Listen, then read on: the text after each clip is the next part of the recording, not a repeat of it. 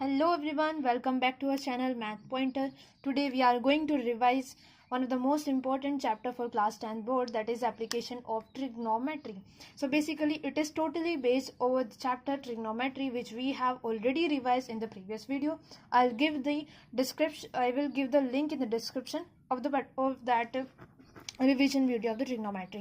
Okay, so आज हम start करते हैं अपने चैप्टर. सो देखिए, हम इसमें ना हमारे पास कुछ टर्म्स होती है, लाइक लाइन ऑफ साइट हो गई, एंगल ऑफ डिप्रेशन हो गया एंड एंगल ऑफ एलिवेशन हो गया. ठीक है जी. तो देखिए आपने क्या करना, मतलब हमने कोई भी एक बिल्डिंग, लेट अस सपोज हमें एक बिल्डिंग दे रखी है और हम यहाँ पर खड़े हुए हैं. ठीक है, और हमने ऊपर की साइड देखा है. तो जब हम ऊपर की साइड देखेंगे तो एक ऐसी लाइन का, एक इमेजिनरी लाइन आप सपोज कर सकते हैं जो हमारी आई से लेकर के और उस बिल्डिंग के टॉप तक जाएगी. ठीक है, सो वो जो इमेजिनरी लाइन का फॉर्मेशन वहां पर हुआ है उसको हम क्या बोलते हैं, उसको हम लाइन ऑफ साइट बोलते हैं.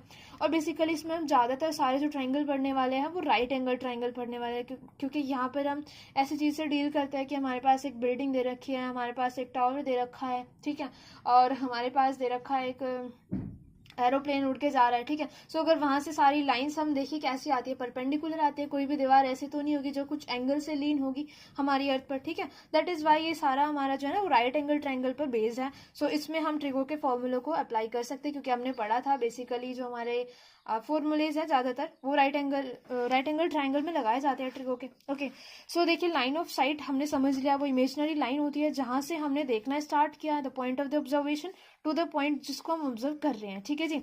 और अगर हम क्या करें, हमने उस बॉडी के जिसको हम देखना चाह रहे हैं उसके हमने बेस से क्या कर दिया, एक और इमेजिनरी लाइन ड्रॉ कर दी है. ठीक है, तो यहाँ पर कहीं ना कहीं एक एंगल का फॉर्मेशन हो जाएगा, और जो एंगल हमारे ऊपर देखते टाइम बेस के साथ बना है that is our angle of elevation. Okay, वहीं अगर हम खड़े हो जाते हैं किसी बिल्डिंग के टॉप पर और हम नीचे किसी भी पॉइंट को देख रहे हैं, ठीक है, और हमने वापस से एक इमेजिनरी लाइन ड्रॉ कर दिया, तो यहाँ पर क्या होगा, हमारा जो एंगल इस बार यहाँ पर इन दो इमेजिनरी लाइंस के बीच में, यहाँ पर हम एक पैरेलल लाइन ड्रॉ करते हैं जो कि ग्राउंड से पैरेलल होती है.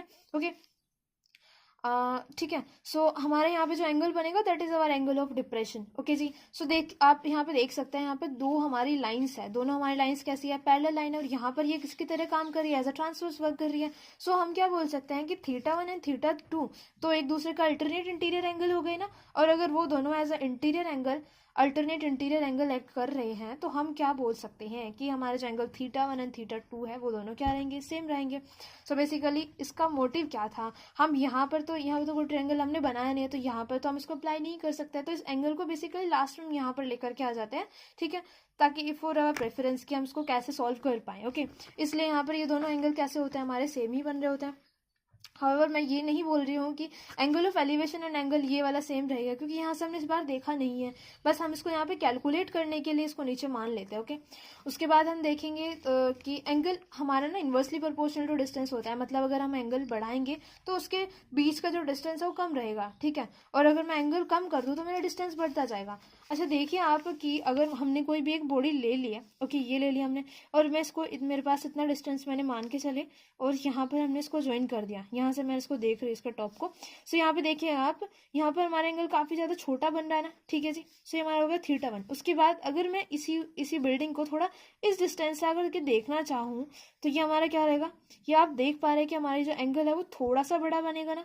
ठीक है जी. सो आप ये खुद घर में भी ट्राई कर सकते हैं कि अगर आप किसी भी दीवार के सामने खड़े हो जाइए और आप उसको जितना अप्रोच करोगे आपको अपनी आंखें जो है वो उतनी ही ऊपर देखनी पड़ेगी, जितने ज़्यादा आप पास जाते जाएंगे, जितना ज़्यादा आप पास जाते जाएंगे आपकी आंखें उतनी ऊपर जाएगी. इसका मतलब क्या, आपको एक स्पेसिफिक पॉइंट को पास से देखने के लिए ज़्यादा एंगल से देखना पड़ रहा है. ठीक है, आप जितना पीछे जाएंगे आप उतना ईजिली अपने आंखों को नीचे रख करके उसको देख पाएंगे easily, as compared to that point जब हम थोड़े आगे चले गए थे. ओके, सो आई होप आपको ये बात समझ आ गई होगी. ठीक है, सो आप यहाँ पर हमने यही लिखा है, अगर हमें दो एंगल दे रखा है θ1 एंड θ2, और θ1 हमारा बड़ा दिया है θ2 से, लेट अस सपोज कि θ1 हमें 60 डिग्री दे दिया एंड θ2 हमारा क्या दे दिया है, 45 दे दिया है, then the distance between the point and the ground point will be less in the case of the θ1 and θ1 and more in the case of the θ2. तो यहाँ पर हम कुछ ऐसा कह रहे हैं कि मान लीजिए मेरे पास एक बॉडी हुई, ठीक है जी, और उन्होंने हमें दे दिया है कि दो एंगल इसमें आपको गिवन है. ठीक है, और एक एक्स डिस्टेंस दे रखा है